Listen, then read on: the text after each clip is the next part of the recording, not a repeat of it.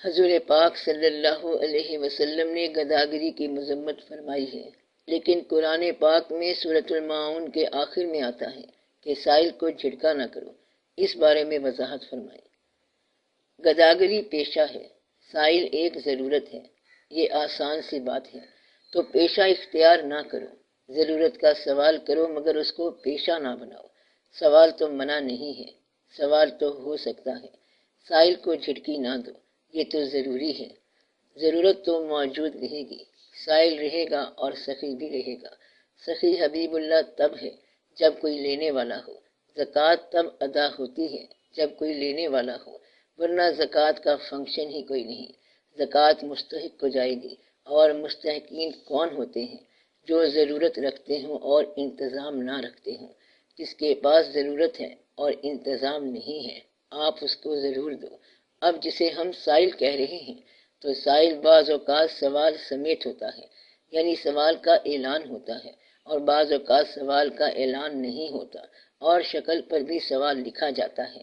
بعض اوقات اگر آپ کو سمجھ ہو، عرفان ہو، تو سوال محسوس ہوتا ہے۔ ایک امیر بھائی جب غریب بھائی کو دیکھتا ہے تو اب پوچھتا کیا ہے کہ سوال کیا ہے؟ اب پوچھنے والی کوئی بات تو نہیں ہے۔ اگر وہ یہ کہتا ہے کہ تو میرے کارخانے میں ملازم ہو جا اور میں پھر بھی تیرا بھائی ہی رہوں گا، تو اس سے بڑھ کر کوئی ظلم نہیں ہے۔ ایسا بھائی برابری نہیں کرتا۔ اب سوال کو کہنے کی ضرورت کوئی نہیں ہے۔ میں سائل اس کو کہتا ہوں جس نے سوال کیا یا نہ کیا، لیکن ضرورت موجود ہو اور انتظام موجود نہ ہو۔ مسکین بھی ہم اس کو کہیں گے جو محنت پوری کرے اور گزارا پورا نہ کرے۔ آدھی قوم تو مسکین ہو گئی ہے کہ محنت پوری کرتے ہیں اور گزارا پورا نہیں ہوتا، بلکہ اس سے بھی آگے بات ہے کہ کہتے ہیں آپ حلال کی بات کرتے ہو، یہاں حرام سے بھی گزارا نہیں ہوتا، تو حلال تو بہت پیچھے رہ گیا۔ مطلب یہ کہ اس حد تک ایمان بیچا تب بھی گزارا نہیں ہو رہا۔ تو سائل کا ہونا بڑی مبارک بات ہے۔ ایک آدمی دوسرے آدمی کے پاس آیا، وہ سائل تھا۔ سوال کیا، اس نے کہا اللہ کے نام پر معاف کرو۔ کہا معاف کیا کروں، مجھے تو نے پہچانا ہی نہیں۔ کہتا ہے میں نے واقعی آپ کو نہیں پہچانا۔ دیکھ میں بڑی دور سے آیا ہوں اور تیرے لیے آیا ہوں، تو سائل ہے، میرے لیے کیسے آیا ہے؟ کہتا ہے میں تجھ جیسے بخیل کو سخی بنانے کے لیے آیا ہوں۔ میں سوال لے کے آیا ہوں تاکہ تجھ جیسے آدمی کو سخی بنا دوں، ورنہ بخیل ہی مر جاؤ گے۔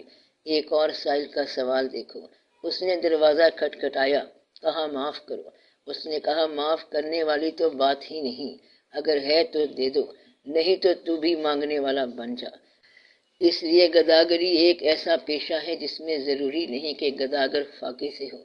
گداگر کا بینک بیلنس ہو سکتا ہے، گداگر کے پاس پیسہ وافر ہو سکتا ہے، گداگر سڑک پر گدا کرے اور گھر میں آسائش کا بنگلہ ہو، یہ ہو سکتا ہے۔ تو گداگری کا پیشہ اختیار کرنے سے منع کیا گیا کہ یہ پیشہ نہ ہو۔ سائل ہو جانا جو ہے تو کسی وقت بھی بندہ سائل ہو سکتا ہے۔ اگر کوئی صاحب حیثیت آدمی ہو تو وہ بھی سائل ہو سکتا ہے۔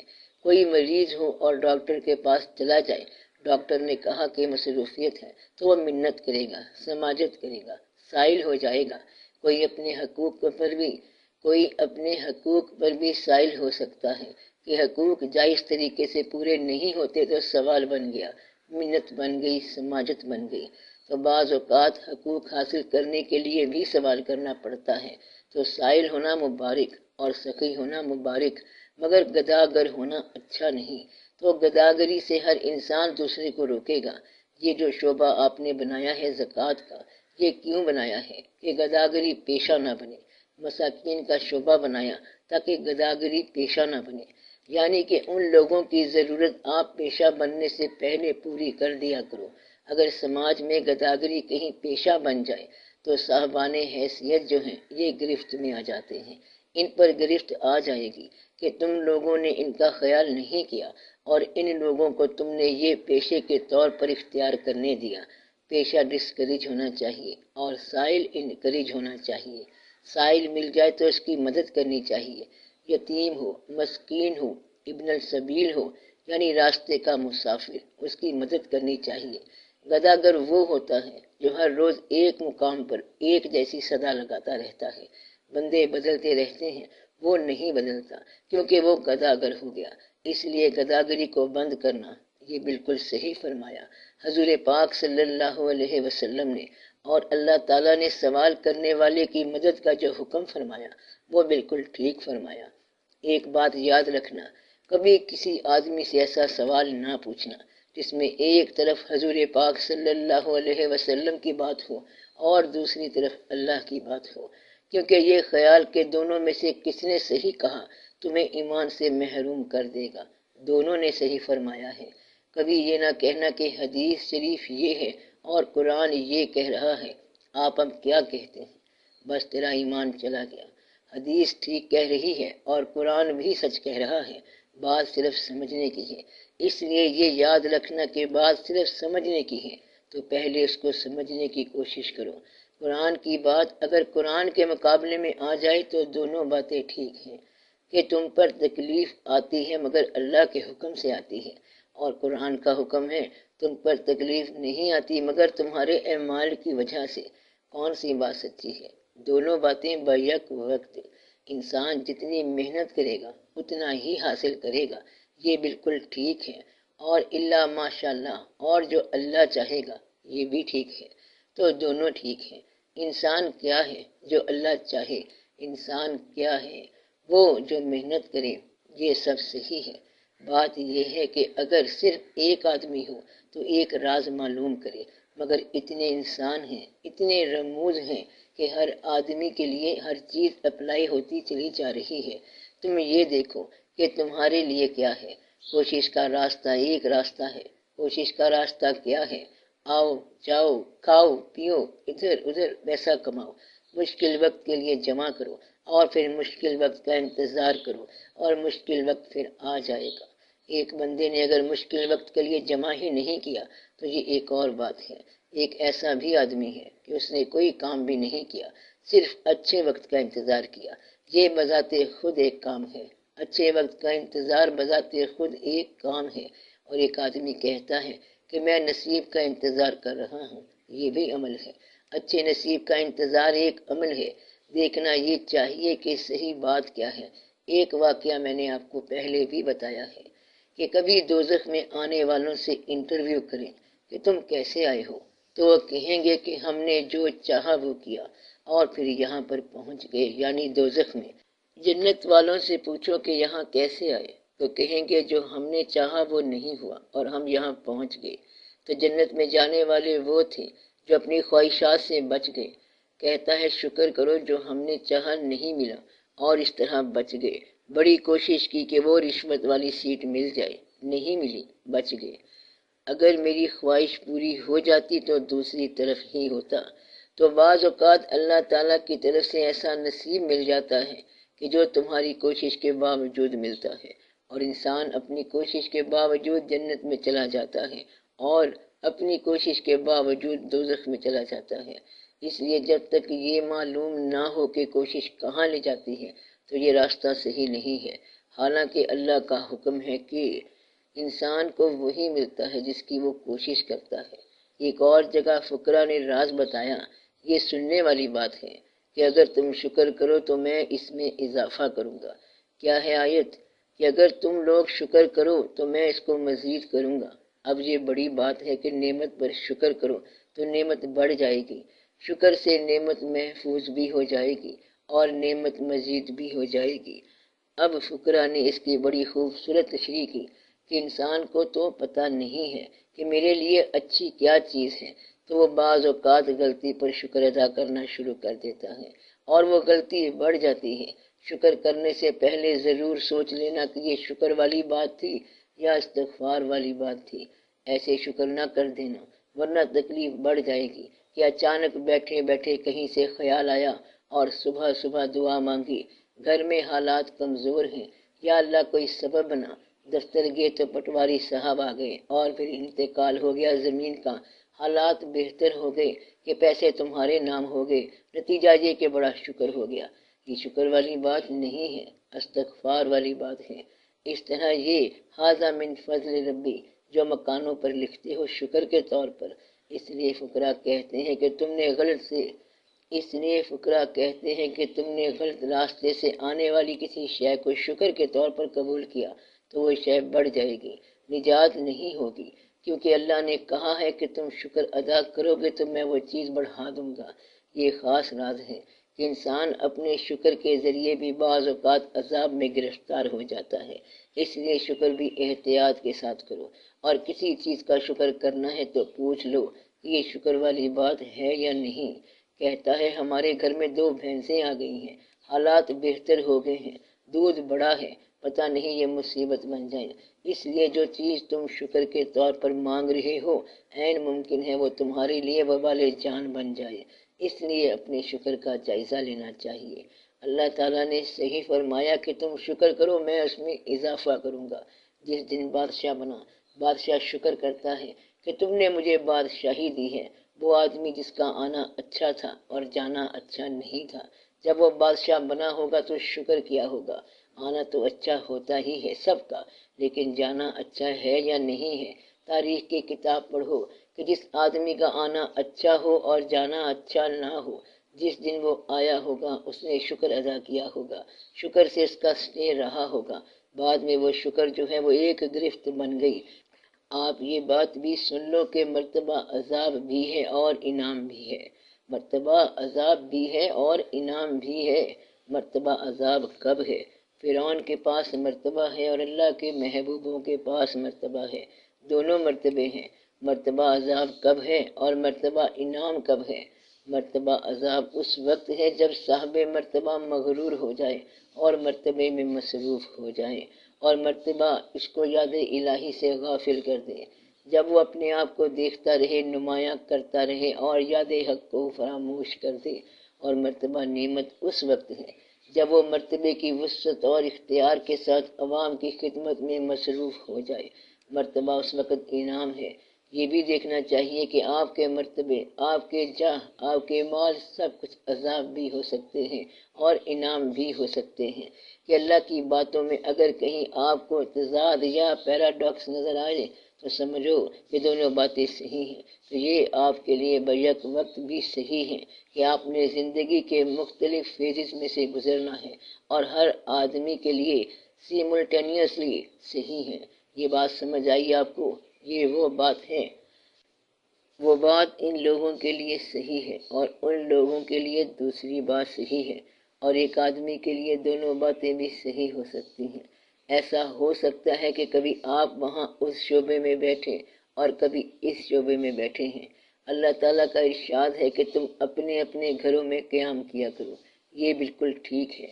اور پھر اللہ تعالیٰ کا ارشاد ہے کہ سیرو فی الارض، زمین کی سیر کرو اور دیکھو کہ جھوٹوں کی کیا عاقبت ہوئی ہے۔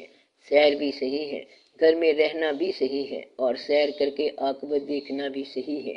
یہ دیکھو کہ تمہارے اندر جذبہ کون سا ہے، اس کے مطابق خواہش کرو۔ یہی وجہ ہے کہ قرآن کریم کو پڑھنے کے باوجود لوگ اپلائی کرنے میں دقت محسوس کرتے ہیں، اپلیکیشن نہیں ہوتی ہے۔ ہر چیز ہر ایک کے ساتھ اپلائی کرنا شروع کر دو گے تو پھر دقت ہو جائے گی۔ دیکھنا یہ ہے کہ تم کون سے فیز میں ہو۔ قرآن پاک پڑھنے کا طریقہ بتا رہا ہوں آپ کو۔ قرآن پڑھنے سے پہلے اپنا نام رکھو۔ تم منافق ہو؟ نہیں، ہم نہیں۔ تم کون ہو؟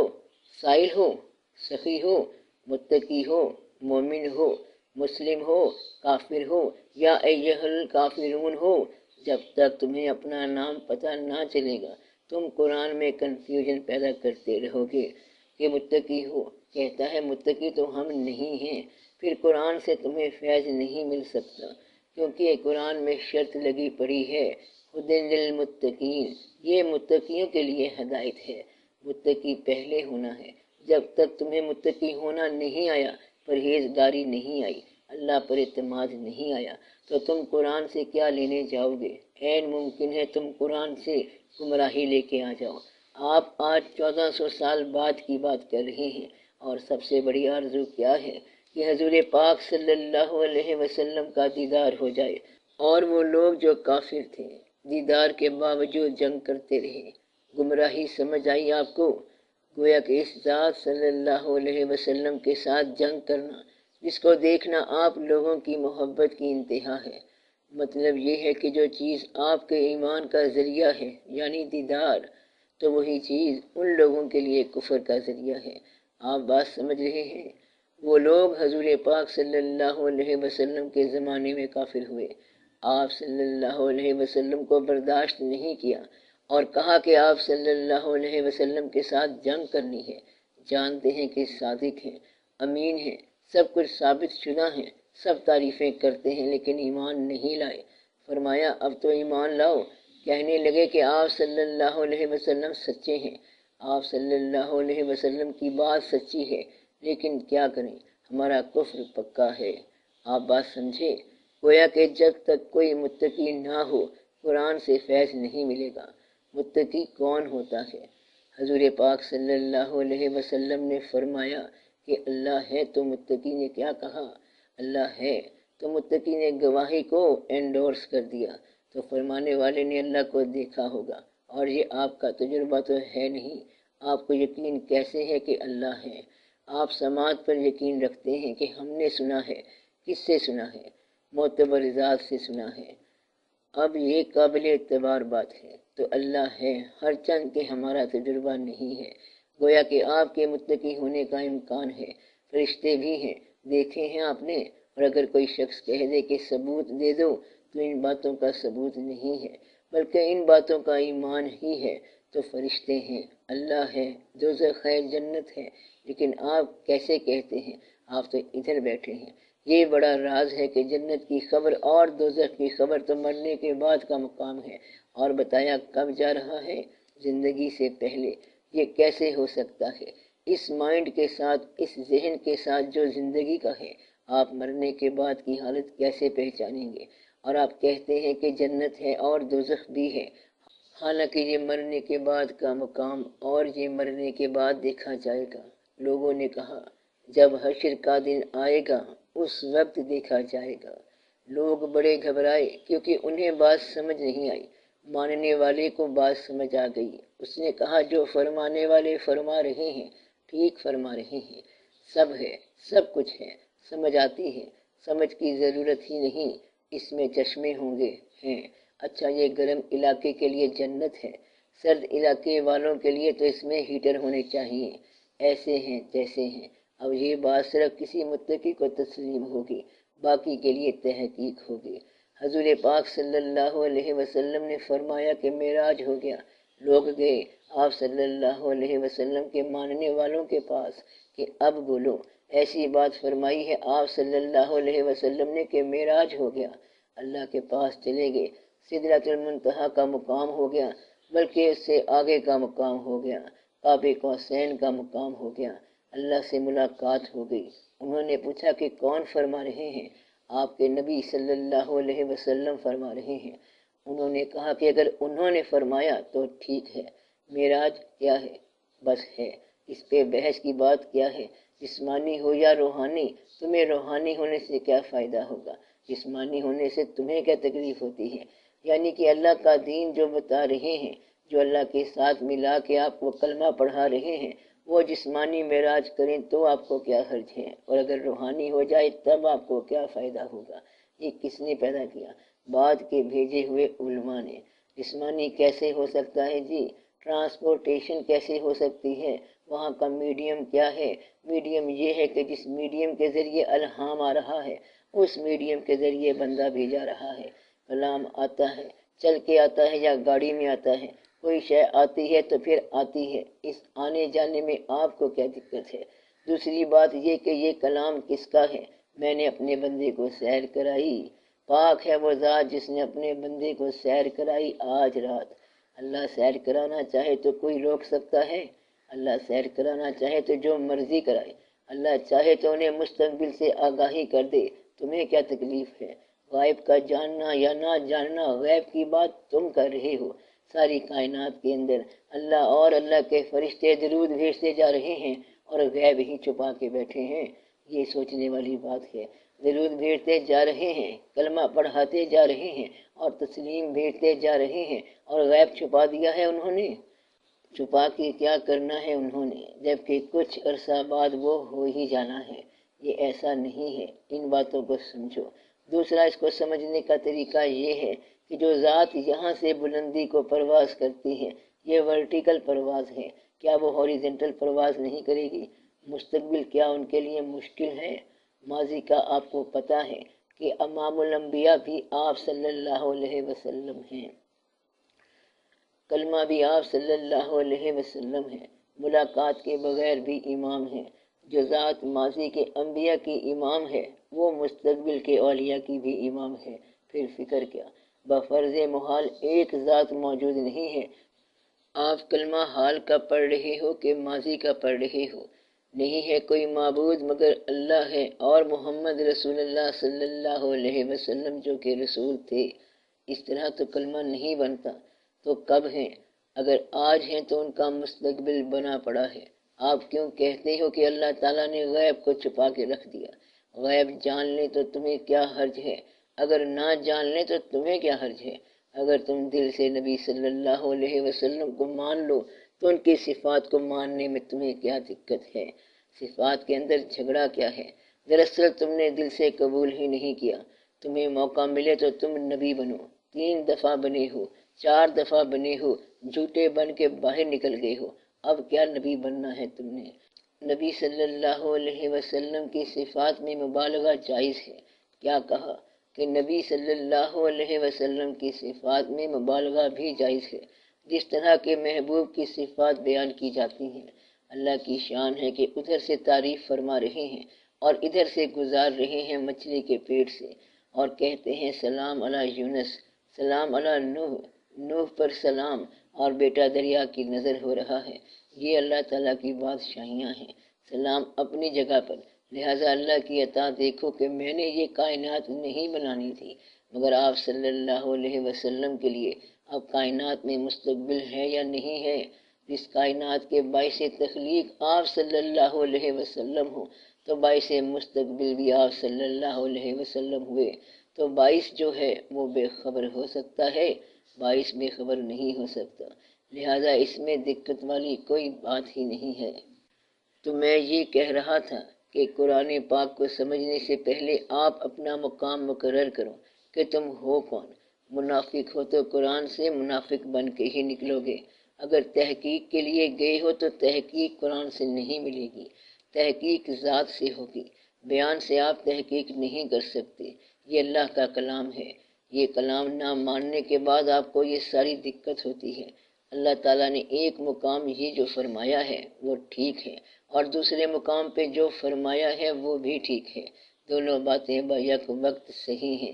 تو میں یہ بتا رہا تھا کہ کبھی ایسا سوال آ جائے کہ حدیث پاک کی بات اور لگے، قرآن پاک کی بات اور لگے، تو ایسا سوال بنا کے کسی کے سامنے پیش نہ کرنا، یا تو اس کا ایمان نہیں رہے گا یا تمہارا ایمان نہیں رہے گا، دونوں باتیں صحیح ہیں، بس بات سمجھنی چاہیے۔ تو کبھی مقابلہ نہیں کرنا، کبھی مقام کا مقابلہ نہیں کرنا کہ اللہ کا مقام کیا ہے، پیغمبر کا مقام کیا ہے، ان دونوں میں بڑا کون ہے۔ اگر آپ پیغمبر صلی اللہ علیہ وسلم کی بات سنیں تو انہوں نے فرمایا کہ اللہ ہے اور وہ اللہ کی عبادت کرتے ہیں، یہی مقام ہے کہ وہ اللہ کی عبادت کرتے ہیں، تو اللہ معبود ہوا اور آپ صلی اللہ علیہ وسلم عابد ہوئے۔ اس لیے جو سجدہ کرنے والا ہے اس کا مقام کیا ہے؟ ساجد کا۔ جس کو سجدہ کر رہا ہے اس کا مقام مسجود کا ہے۔ یہ سب طے ہو گیا، دونوں ہی بلند ہیں، بہت بلند، لیکن آپ یہ دیکھیں کہ سورج کی نسبت سے نچلی منزل دور ہے یا اوپر والی منزل دور ہے۔ سورج کے لیے سب برابر ہے، یعنی سورج کے مقابلے میں، وینٹی کے مقابلے میں سمندر میں سے ایک دریا نکل جائے تو کتنا فرق پڑے گا؟ کوئی فرق نہیں پڑے گا، اور اگر 4 دریا مل جائیں کوئی فرق نہیں پڑے گا۔ اللہ بھی بلند سے بلند ہے، اور اللہ کے محبوب صلی اللہ علیہ وسلم کی ذات بھی بلند سے بلند ہے۔ ان دونوں کا احاطہ ہو سکے تو ہم آپ کے بتائیں، ہمارے لیے دونوں ہی برابر ہیں۔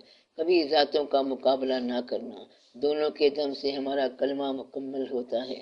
تو سوال بتانے سے پہلے کبھی نہ کہنا کہ وہ بات کیا ہے اور یہ بات کیا ہے، دونوں صحیح ہیں۔ قرآن پاک کی تضاد کی باتیں بھی صحیح ہیں، پہلے اللہ نے یہ فرما دیا، پھر اللہ نے وہ فرما دیا، پہلے بنی اسرائیل کے لیے خیر کے کلمات فرما دیے، پھر کہا تم گمراہ ہو گئے ہو۔ دونوں باتیں صحیح ہیں، سب باتیں صحیح ہیں۔ اللہ نے جو فرمایا وہ کیا ہے؟ صحیح ہے۔ سمجھ آئے تب صحیح ہے، نہ سمجھ آئے تب صحیح ہے۔ جس ذات کے پاس مکمل علم ہو تو وہ اگر علم میں اضافے کے لیے دعا مانگے تو اس سے کیا مراد ہے؟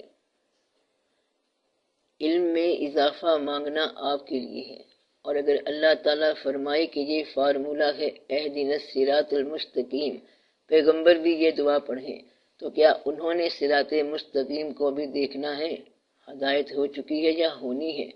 جس کو ہو چکی ہے وہ بھی یہی پڑھے گا، خود ہدایت یافتہ بھی یہ پڑھے گا۔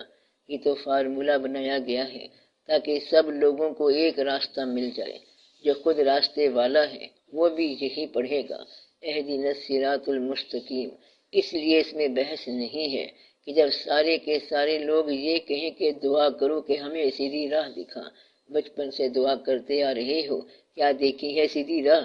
سیدھی راہ یہی ہے کہ اس جگہ جا کے یہی سوال کرنا کہ ہمیں سیدھی راہ دکھا۔ یہی سیدھی راہ ہے کہ یہ بات آپ بار بار کہتے جائیں۔ اس لیے علم میں اضافہ یہ ہے کہ آپ اللہ سے علم مانگتے جاؤ۔ اضافے کا مطلب یہ ہے کہ اللہ تعالیٰ کی وسعتیں بے شمار وسعتیں ہیں، اور شوق کی وسعت بے پناہ ہوتی ہے۔ دعا کے ذریعے اس میں اضافہ کرتے جاؤ۔ ایک مقام ہے یہاں پر، اس مقام کو دیکھنا چاہیے کہ جہاں علم جو ہے یہی عمل ہے۔ ایک مقام ہے جہاں معلوم اور حاصل نصیب ہو جاتا ہے۔ مثلا آپ چلتے جا رہے ہو، حتیٰ کہ پڑھتے پڑھتے آپ لاہور میں پہنچ گئے، اب آپ پڑھنا بند کر دو۔ Now you are in it۔ اس لیے ایسا مقام آتا ہے کہ ذکر کرتے کرتے آپ مذکور تک پہنچ جاتے ہیں۔ جب مذکور تک پہنچ جائیں تو پھر ذکر نہ کرنا۔ اللہ کے سامنے ہو تو اللہ ہو نہیں کر دینا، پھر آپ دیکھو یا سجدہ کر دو یا کچھ اور کرو۔ اب تو تسبیح کی بات نہیں ہے، مشاہدے کے وقت تسبیح نہیں ہے۔ یہ بائی دا وے بات کر رہا ہوں، مشاہدہ تو مشاہدہ ہے، وہاں پر تسبیح نہیں ہوتی ہے، وہاں اور ہی مقام آ جاتا ہے۔ اس لیے جب آپ سفر کر رہے ہوں تو علم ایک ایسے مقام پر لے جائے گا جہاں وہی علم ہوتا ہے اور وہی عمل ہے کہ اس کے بعد آپ کو کسی چیز کی ضرورت ہی نہیں رہی۔ تو وہ کون سا مقام تھا جہاں آپ کو وہ چیز حاصل ہو گئی؟ اب ایک بات یاد رکھنی ہے کہ اگر آپ کوئی ایسی چیز حاصل کر رہے ہیں جس کے بعد بھی حاصل کی تمنا ہے تو مقصد حیات کیا ہوا؟ اس کے ذریعے جو چیز چاہیے، مثلا روشنی چاہیے، کمرے میں بلب چاہیے، بلب بھی مقصد حیات نہیں ہے کیونکہ اس کے بعد روشنی چاہیے۔ اب مقصد حیات پڑھنا بھی نہیں ہے بلکہ آپ اللہ کی بات پڑھنا چاہتے ہو۔ اللہ کی بات پڑھنا بھی مقصد نہیں ہے بلکہ اس کے ذریعے اللہ کے قریب ہونے کی خواہش ہے۔ اگر یہ کہا جائے کہ نہ تو پیسے لے، نہ بلب لگا، نہ روشنی کر تو اللہ کے قریب ہو جا، تو آپ کا مقصد حل ہو گیا۔ اس لیے آپ اپنا الٹیمیٹ مقصد دریافت نہیں کرتے اور راستے کے مقاصد بیان کرتے رہتے ہیں کہ یہ کریں گے، وہ کریں گے۔ ایک آدمی نے کہا کہ آپ کیا کرنا چاہتے ہو؟ ایک آدمی نے کہا کہ آپ کیا چاہتے ہو؟ کہتا ہے میرا پروگرام ہے کہ ذرا سفر کروں۔ کر لو، تھوڑا سا کاروبار کر لوں، کر لو۔ کیا کرو گے؟ اس سے مجھے انکم ہو جائے گی، پھر مکان بنائیں گے، رہیں گے، رونق ہو جائے گی، پھر اس کے بعد مجھے پتہ نہیں۔ اس کے بعد یہ ہوگا کہ تو اس مکان کو چھوڑے گا، تجھے لوگ لے چلیں گے، مکان سے نکال کر تیرا سامان اتار لیں گے، تیرا نام بدل دیں گے، تیرے زیورات انگوٹھیاں اتار لیں گے، اور پھر تو بولے بغیر چل پڑے گا، اور پھر چلتا ہی جائے گا، کبھی تیرا سفر ختم ہی نہیں ہوگا، اور پھر تو مکان کو چھوڑے گا، اور اگر چھوڑنا ہے تو نے تو پکڑا ہوا کیا ہے؟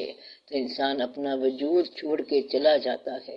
روح ہے نا اندر، روح کی بڑی سواری ہے، گھوڑا بن کے جسم پر سوار ہے، راکب ہے، سواری کرتے کرتے سڈنلی چھوڑ کے چلا جاتا ہے، اور پھر روح ایسی جاتی ہے کہ کبھی مڑ کے اس کی خبر نہیں لیتی۔ تو جب آپ بیٹھ کے مستقبل کا خیال کر رہے ہیں تو یہ دیکھیں کہ اصلی مقصد حیات کیا ہے۔ سب سے اچھا مقصد حیات یہ ہے کہ جب کسی کی خوشنودی کے لیے کام ہو کہ ہم یہ کام کر رہے ہیں، وہ بہت خوش ہوتا ہے، وہ کہتا ہے کہ اس سے میرے بھائی صاحب خوش ہوں گے، تو پھر بھائی صاحب مقصد حیات ہیں۔ کہتا ہے اس سے لوگ خوش ہوں گے۔ اب مقصد حیات کون ہوا؟ لوگ۔ کہتا ہے کہ میں خود خوش ہوں گا، یہ انا ہے، اس سے اللہ خوش ہوگا۔ آدھے لوگ ایسے ہیں جو کہتے ہیں میں حج کرنے جا رہا ہوں، اللہ خوش ہوگا۔ اس کو کہو کہ حج کے پیسے کسی غریب کو دے دے، کبھی نہیں دے گا۔ خوش کون ہوا؟ آپ خود ہوتا ہے۔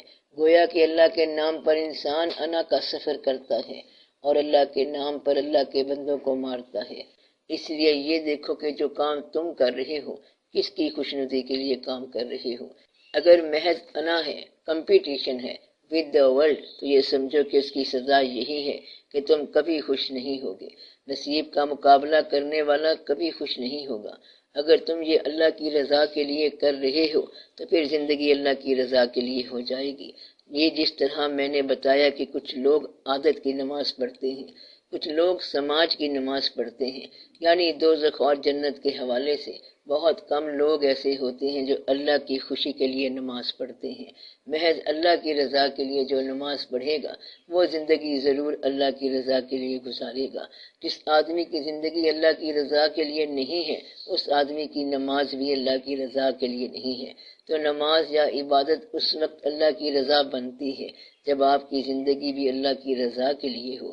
اس لیے اس بات کا بہت خیال رکھنا ہے کہ آپ کا علم یا عمل کس کے لیے ہے، جس کی خوشنودی آپ چاہتے ہو۔ اگر آپ یہ اللہ کے لیے کر رہے ہو تو باقی کام بھی اللہ کے لیے کرو۔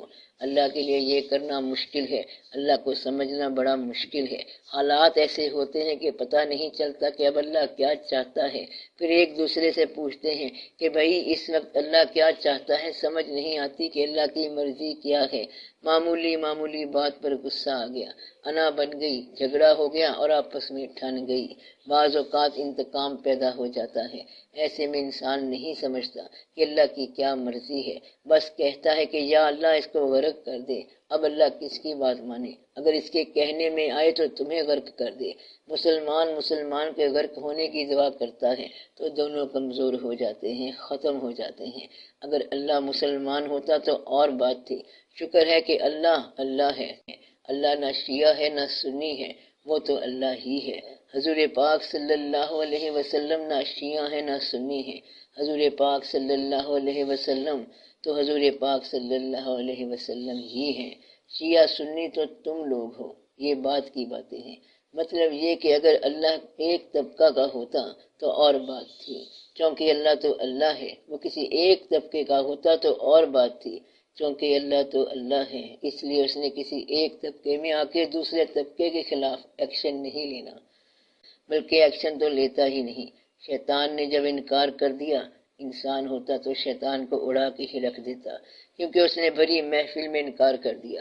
فرشتوں کی گیدرنگ میں سب نے کہا کہ ہم اطاعت کرتے ہیں، مگر شیطان نے کہا کہ میں نہیں کرتا۔ کون کہہ رہا ہے؟ وہ متکبر خود کہہ رہا ہے، ابا واستکبر وکان من الکافرین، اور اس نے بڑا تکبر کیا اور وہ کافروں میں سے تھا۔ انکار تو کر گیا وہ۔ آپ یہ بتاؤ کہ قوت وہاں پر کیوں کام نہ آئی؟ یہ ایک راز ہے۔ قدرت میں کوئی کمی نہیں، قوت میں کوئی کمی نہیں، بس یہ راز ہے کہ اللہ جو ہے وہ دشمن کو فنا نہیں کرتا، یہ بندہ ہے جو فنا کرتا ہے۔ آپ لوگ اس بات کو برداشت نہیں کرتے۔ وہ نہ ماننے والوں کو کہتا ہے تمہارا ہمارا حساب آگے ہوگا، ایک یوم معلوم ہے، اس دن بات ہو جائے گی۔ فی الحال تم کھانا قبول کرو۔ God is great because he serves all۔ اللہ گریٹ اس لیے ہے کہ وہ سب کی خدمت کرتا ہے، سب کچھ دیتا ہے، کھانا پینا بھی دیتا ہے۔ کافروں پہ زیادہ احسانات ہوتے ہیں کیونکہ ان بیچاروں کو آگے بڑی سزا ملنی ہے، تو اللہ تعالیٰ اس بات کی پرواہ نہیں کرتا۔ مگر انسان کا مزاج اور ہے۔ تو آپ یہ دیکھو کہ اللہ تعالیٰ کی مرضی کو جاننا بڑا مشکل ہے۔ کسی جاننے والے سے پوچھنا پڑے گا کہ اللہ تعالیٰ اس وقت کیا چاہتا ہے، تو اللہ تعالیٰ کو ڈیل کرنا تھوڑا سا مشکل ہے۔ اللہ کے کہنے کے مطابق چلتے جاؤ، اس کی خوشنودی دیکھتے جاؤ کہ وہ کیا فرما رہا ہے اور اس کے مطابق چلتے جاؤ۔ باقی یہ کہ اللہ تعالیٰ سب کا اللہ ہے، تمہارے قاتل کا بھی وہی اللہ ہے اور تمہارا بھی وہی اللہ ہے، ہندو کا بھی اللہ ہے، سب کا اللہ ہے۔ اللہ خالی مسلمانوں کا نہیں، یہی بات تو سمجھانی ہے آپ کو۔ کیا اللہ آج کل قادر ہے؟ ضرور ہے۔ ہمارا ہمیشہ سے یہ ایمان ہے، پکا ایمان ہے، علی کل شیء قدیر ہے۔ کیا آپ لوگ امام علی علیہ السلام کو جانتے ہیں؟ جانتے بھی ہیں اور مانتے بھی ہیں، کیونکہ آپ ان کے خاص فقیر ہیں اور ان کے بازو کی طاقت مانتے ہیں۔ خیبر شکن، مشکل کشا بھی تو آپ کو مانتے ہیں، مگر وہ آپ شہید ہو گئے۔ بظاہر طاقت قدرت کام نہیں آئی کہ کام آئی۔ اب رضا کی بات آپ کریں گے، لیکن قوت جو ہے وہ شہید کیسے ہوتی ہے؟ اصل قوت یہ ہے کہ شہادت کی موجودگی میں اپنی قوت سمیٹتے ہوئے اپنے قاتل کو معاف کرنے کا اعلان کر ڈالا۔ تو قوت یہ ہے۔ یوسف علیہ السلام کا آپ کو پتا ہے کہ پیغمبر ہیں، خود پیغمبر ہیں اور باپ بھی پیغمبر ہیں۔ حضرت یعقوب علیہ السلام کے بیٹے حضرت یوسف علیہ السلام کنویں میں گرے اور باپ پیغمبر ہے، اور پیغمبر باپ کا پیغمبر بیٹا کنویں میں ہے۔ چاہیے تو یہ کہ وہ پیغمبری سے استعفیٰ دے دیں، مگر خبر نہیں آئی بیٹے کی جدائی میں آنکھیں چلی گئیں لیکن اطاعت نہیں گئی۔ تو قوت کیا ہے؟ اللہ کی اطاعت۔ ان میں اطاعت کی قوت موجود ہے۔ پھر ایسی بینائی آئی کہ بیٹے کی قمیض کی خوشبو کے ساتھ بینائی آ گئی ہے۔ بیٹے پہ الزام ہو گیا، لیکن پیغمبری سے استعفیٰ نہیں دیا۔ پھر جیل بھی ہو گئی۔ تو اللہ کے کام یہ ہے کہ ادھر بظاہر دنیا میں ابتلا ہوتی ہے اور اندر سے اس کے ساتھ محبت نامہ ہوتا ہے، باتیں کرتے رہتے ہیں۔ ورنہ اگر اللہ کے ساتھ رابطہ نہ ہو تو ان کٹھن مراحل سے گزرنا ناممکن ہے۔ ہر عظیم آدمی جو ہے کٹھن مراحل سے گزرا۔ ہر عظیم آدمی پر سے کربلا گزری ہے۔ جتنی زیادہ گزری ہے اتنا زیادہ وہ اللہ سے قریب ہے۔ تو تقرب جو ہے یہی قوت برداشت عطا کرتا ہے۔ آپ میری بات سمجھ رہے ہیں؟ اگر تو رب نہ ہو تو قوت برداشت ختم ہو جاتی ہے۔ تقرب ہو تو غصہ نہیں آئے گا، تقرب ہو تو انا نہیں آئے گی، اور تقرب ہو تو انسان ابتلا سے تقرب کے سہارے خاموشی سے گزر جائے گا۔ جن لوگوں کے پاس تقرب نہیں ہے، باقی ساری صفات ہیں، ان کو غصہ آ جاتا ہے۔ وہ تقرب کی بات جانتے نہیں کہ تقرب کیا ہوتا ہے۔ اس لیے سب سے بڑی بات یہ ہے کہ اپنے آپ کو اللہ کے حکم کے مطابق ڈھال دو، اپنے آپ کو اپنے آپ سے نکال دو، اپنی انا کو کل پر ٹال دو، دیکھا جائے گا۔ پھر آپ کو سمجھ آئے گی کہ تقرب ہے کیا۔ تو تقرب میں ہر حال قابل برداشت ہو جاتا ہے، بلکہ پسندیدہ ہو جاتا ہے۔ لہذا آپ ان باتوں کا خیال رکھو کہ اللہ تعالیٰ آپ کی باتوں میں آنے والا نہیں ہے کہ آپ کہیں تو وہ کافروں کو اڑا دے۔ وہ یوں نہیں اڑاتا، اس کی اپنی تخلیق ہے، اس کا اپنا مال ہے۔ آپ کے لیے یہ بات ہے کہ اگر آپ اللہ کو ماننے والے ہوتے، اللہ کے حبیب صلی اللہ علیہ وسلم کو ماننے والے ہوتے دل سے مکمل طور پہ، تو آپ میں فرقے نہ بنتے۔ فرقے کی موجودگی بتا رہی ہے کہ وہ فرقہ صحیح ہے جو تمہارا ہے، باقی فرقے غلط ہیں۔ باقی بھی تو تمہارے بھائی ہیں۔ تم ایسے باپ کے بیٹے ہو کہ صرف تم ہی صحیح ہو اور تمہارا باپ اچھا ہے۔ ایک بیٹا صحیح ہے اور باقی 70 بیٹے غلط ہو گئے ہیں۔ ہوا کیا ہے؟ کہیں نہ کہیں ملاوٹ ہو گئی۔ ملاوٹ تم لوگ ہو۔ اگر آپ لوگ اپنے آپ کو نکال دو اور اللہ کا حکم ماننا شروع کر دو تو کلمے کی وحدت پر تم لوگ واحد ہو سکتے ہو، اکٹھے ہو سکتے ہو۔ اتنا ہی کافی ہے۔ آپ خیال کرو، ان کو سمجھاؤ، آپ تصفیہ نہ کیا کرو، دوست کی بات مانو اور خیال کی حدت پیدا کرو، اور پھر اللہ کے قرب کو حاصل کرو۔ قرب جو ہے یہ جھگڑتا نہیں ہے، دوری جھگڑتی ہے۔ جھگڑا کب ہوتا ہے؟ دوری کا نام ہے جھگڑا، اور جب قرب ہوتا ہے تو جھگڑا نہیں ہوتا۔ قرب خاموشی پیدا کر دیتا ہے۔ نفس کے شر سے اور شیطان سے کیسے بچا جا سکتا ہے؟ اگر آپ کے عمل کا امام امر الہی ہے تو آپ نفس سے بچ گئے۔ اگر عمل کا امام تمہاری اپنی ذاتی انا ہے تو تم شر نفس سے بچ نہیں سکتے۔ شیطان کی تعریف یہ ہے کہ وسوسہ ڈالنا۔ دین میں وسوسہ، کدھر کو جانا ہے، رہنا تو ادھر ہی ہے، وسوسہ ہوتا ہے۔ زندگی کو اللہ کے حکم سے علیحدہ خیال دینا، حالانکہ آپ کو پتا ہے کہ آپ ایک خاص اپوائنٹڈ ٹائم پر دنیا میں آئے اور ایک پری ڈیسٹائنڈ ٹائم کے بعد آپ چلے جائیں گے۔ ایک خاص دن مقرر ہے اور یہ 2 دن مقرر ہیں، ایک کے اندر آنا اور پھر جانا، درمیان میں پھر کیا آزادی ہے۔ پہلے بھی پابند اور جانے کے لیے بھی پابند۔ اگر آپ اللہ کی رضا کے مطابق عمل شروع کر دیں گے تو پھر نفس جو ہے آپ پر عمل نہیں کرے گا اور شیطان سے آپ محفوظ رہیں گے۔ اور اگر غرور نہیں ہے اور اگر آپ لوگوں پر کمپیریٹیولی اپنا آپ ایسرٹ نہیں کرتے تو آپ شیطان سے بچ گئے۔ اگر آپ باپ کے سادہ لو ہونے کے باوجود اس کا حکم پورے طور پر مانتے ہیں تو سمجھو کہ شیطان آپ پر غالب نہیں آئے گا۔ شیطان یہ وسوسہ دیتا ہے کہ انا خیر منہ، یعنی میں اس سے بہتر ہوں۔ جب آپ یہ کہتے جائیں گے کہ میں اس سے بہتر ہوں تو یہ شیطان ہے، اور اگر یہ کہیں گے کہ وہ مجھ سے بہتر ہے تو یہ فکرہ ہے اپنے ایمان کا۔ Brother the need is greater than mind. اگر کوئی گمراہ ہے اور آپ راہ والے ہیں تو اب یہ آپ کی ذمہ داری بن گیا ہے۔ بات سمجھے؟ بجائے اس کے کہ اس گمراہ سے نفرت کرو، اسے ساتھ لے چلو۔ ایک شخص کو ایک کافر مل گیا۔ اس نے کہا کافر کا بچہ ہے، کلمہ پڑھ۔ اس نے کہا کہ پڑھا۔ کہتا ہے کہ تو بچ گیا، قسمت والا ہے، مجھے خود کلمہ نہیں آتا۔ تو بات اتنی ساری ہے، اسے کلمہ پڑھانا چاہتے ہو اور خود راستہ نہیں جانتے۔ اگر راستہ جانتے ہو تو اسے راستے پر پہنچا دینا ہی کافی ہے، سفیشینٹ ہے۔ لہذا کسی کو گمراہ کہنے سے پہلے اپنی راہبری دکھا۔ جو شخص دوسرے کو گمراہ کہتا ہے اور راستہ نہیں دکھاتا وہ خود گمراہ ہے۔ کہتا ہے تم اندھیرے میں ہو، وہ کہتا ہے کہ چراغ صاحب بولو، تم چراغ بولتے نہیں ہو اور اسے کہتے ہو کہ تو اندھیرے میں ہے، پہلے تو روشنی دکھا۔ اگر تو کہتا ہے کہ ظالم ہے، اگر اس کو پتہ نہیں تجھے پتہ ہے تو اسے بتا دے۔ کہتا ہے کہ میں خود بھی نہیں جانتا، اس لیے ان باتوں کا خیال رکھو۔ شیطان سے بچنے کا آسان طریقہ ہے کہ یہ فکرہ دل میں نہ آئے کہ انا خیر منہ، میں اس سے بہتر ہوں۔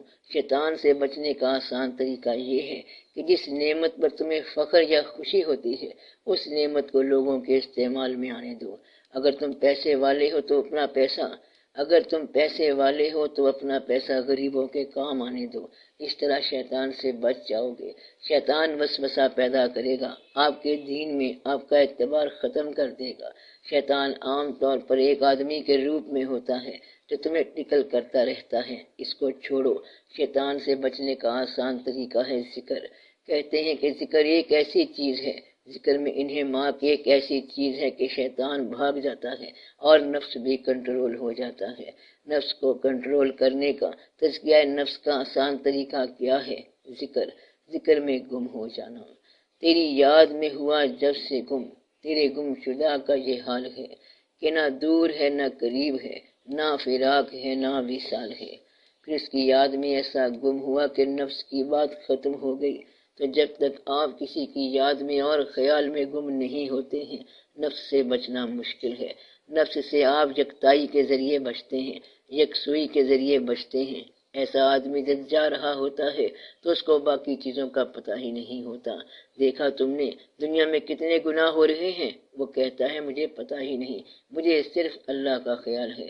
ایک بزرگ پیغمبر کی بات سنو، نوح علیہ السلام کے بارے میں کہتے ہیں کہ آپ کی زندگی 900 سال یا 1100 سال تھی، 1400 سال بھی لکھتے ہیں۔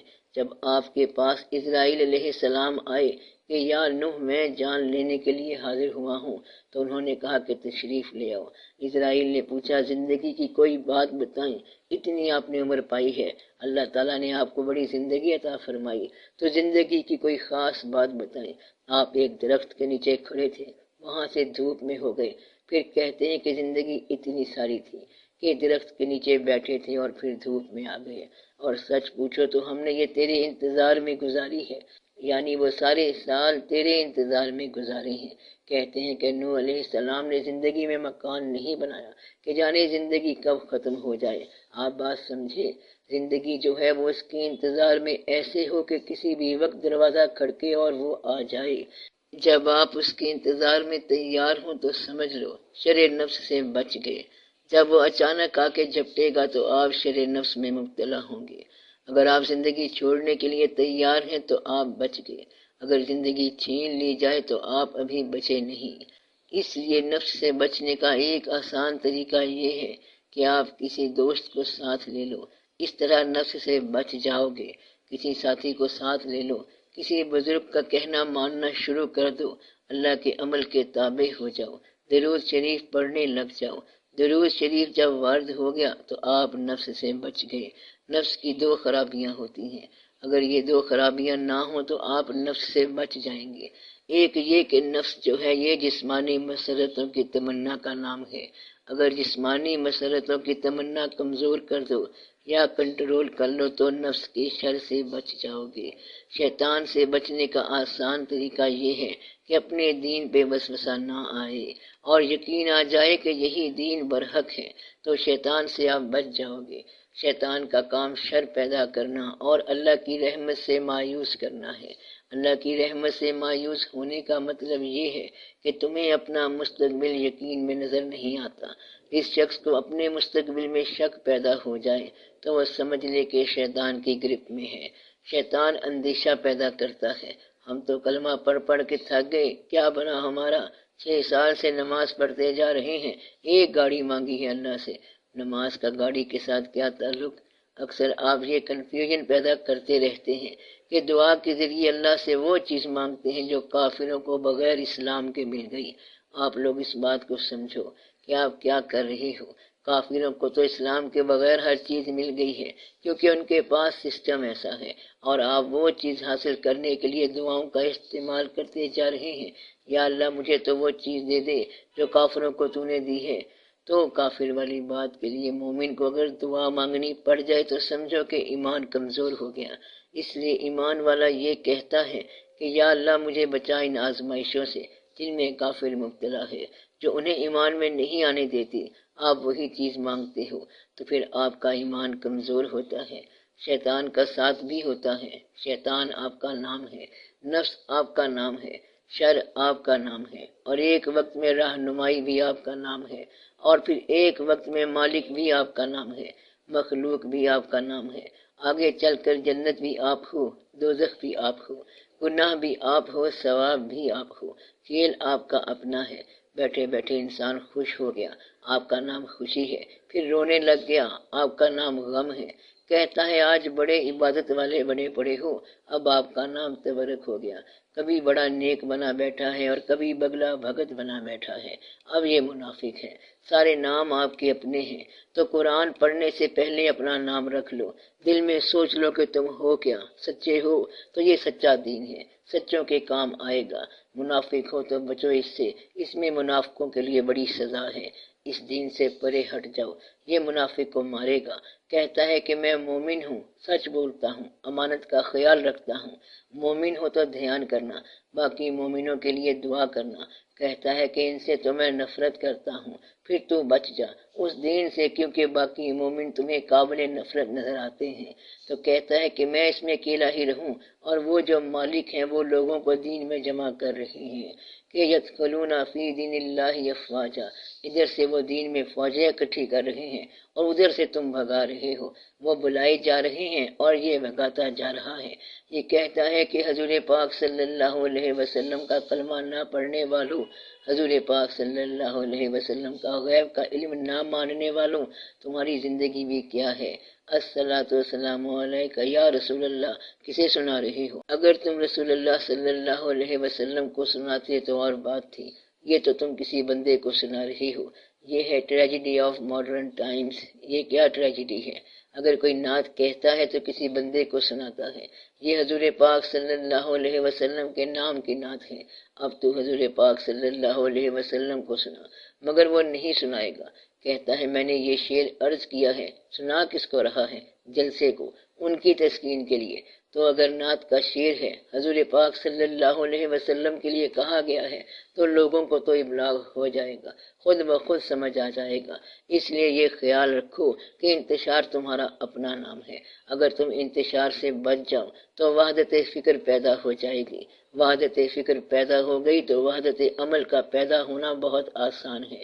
وحدت عمل پیدا ہو گئی تو 10 دفعہ آپ کامیاب ہو۔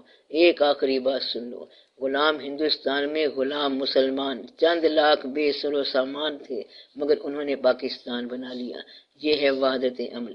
اور آپ 10 کروڑ آزاد مسلمان، طاقتور مسلمان، سرمایہ پرست مسلمان، سرمایہ مست مسلمان، ہر شے آپ کے پاس موجود ہے۔ ہندوستان میں آج بھی اتنے مسلمان ہیں جتنے پہلے تھے۔ بنگلہ دیش مسلمانوں کا ہے، مگر اب کیا ہے؟ ڈر ہے۔ وہ مسلمان جو تھے انہیں ڈر نہیں تھا، انہوں نے پاکستان بنایا۔ کن لوگوں نے؟ ان تھوڑے سے لوگوں نے۔ اور آپ ڈر رہے ہو کیونکہ شر آپ کے پاس موجود ہے، اس لیے کہ آپ کا یقین کمزور ہو گیا۔ آج آپ اپنے ہی گھر میں ڈر رہے ہو، اس کی وجہ یہ ہے کہ آپ کے اندر وحدت فکر ختم ہو گئی ہے۔ وحدت فکر تب ختم ہو جاتی ہے جب آپ جمع مال و عددہ مال جمع کرتے جا رہے ہو اور گنتے جا رہے ہو۔ کل تک آپ کے بڑوں کے پاس کچھ نہ تھا اور آج کل آپ خدا جانے کیا سے کیا ہو گئے، اپنے آپ کو کیا سے کیا سمجھتے ہو۔ کوئی آدمی یہ نہیں کہتا کہ ہماری پچھلی نسل غریب تھی، یہ ماننا بڑا مشکل ہو رہا ہے۔ غریب ماننے کو آپ تیار نہیں ہو اور امیر ہونے کا ثبوت نہیں ملتا۔ امیر وہ جو غریب کے کام آئے۔ امیر کون ہے؟ غریب کو دکھانے کے لیے نہیں بلکہ غریب کے کام کرنے کے لیے۔ آپ کی گاڑی ہوتی ہے تو مٹی اڑانے کے لیے ہوتی ہے اور غریبوں کو دکھانے کے لیے ہوتی ہے، غریبوں پر روب ڈالنے کے لیے ہوتی ہے۔ مال ہوتا ہے تو صرف تماشا کرنے کے لیے، دکھانے کے لیے ہوتا ہے، اور یہ بات جمیع مسلمان کے لیے کمزوری کا باعث ہے۔ آپ کیا کیا کرو؟ آپ دوسرے کی خدمت کیا کرو۔ مسلمان کون ہے؟ آپ کے علاوہ سارے ہیں۔ آپ کب ہوں گے؟ جب آپ ان کی خدمت کرو۔ آپ کب مسلمان ہوں گے؟ جب وہ سامنے والی ان لوگوں والی مسجد بھی ٹھیک ہے، جب سب ٹھیک ہیں، ورنہ موقع ملے تو آپ سب کو اڑا کے رکھ دو گے۔ وہ دوسروں والی مسجد، وہ دوسرا عقیدہ ہے۔ پتہ نہیں کون ہیں یہ لوگ اور کیا کہتے ہیں۔ توبہ کیا کرو اس بات سے۔ میں آپ کو ایک مثال دے رہا ہوں، اسے یاد رکھنا۔ ایک جگہ مسجد میں نماز پڑھنے کا اتفاق ہوا، ایکچول واقعہ ہے یہ۔ مغرب کی نماز تھی۔ مسجد بھی کوئی بہت بڑی نہیں تھی، وہ چھوٹی سی تھی، خوبصورت مسجد تھی۔ سب لوگ نماز پڑھ رہے تھے، جماعت ہوئی۔ ادھر سے میں لاسٹ میں دوسری صف میں کھڑا تھا۔ اتنے میں کوئی مسافر آیا، ہاتھ میں سامان تھا۔ امام نے کہا غیر المغضوب علیہم ولا الضالین۔ سب نے اونچی آواز میں کہا آمین۔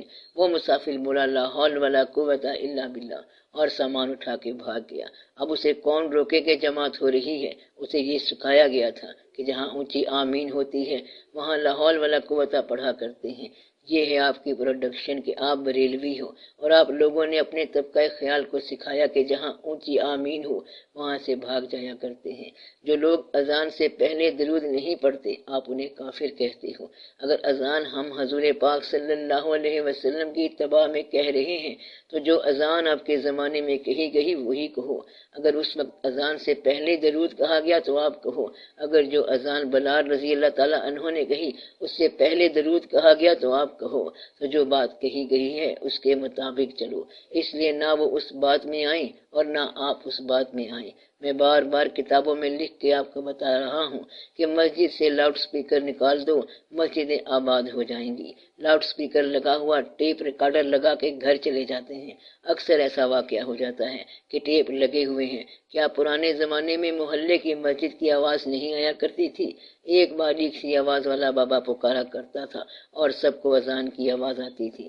سب کشاں چلے جا رہے ہیں۔ آپ کی رات پوری طرح سیرگاہوں میں گزرتی ہے، اس لیے آپ کے پاس وہ واقعہ نہیں ہے۔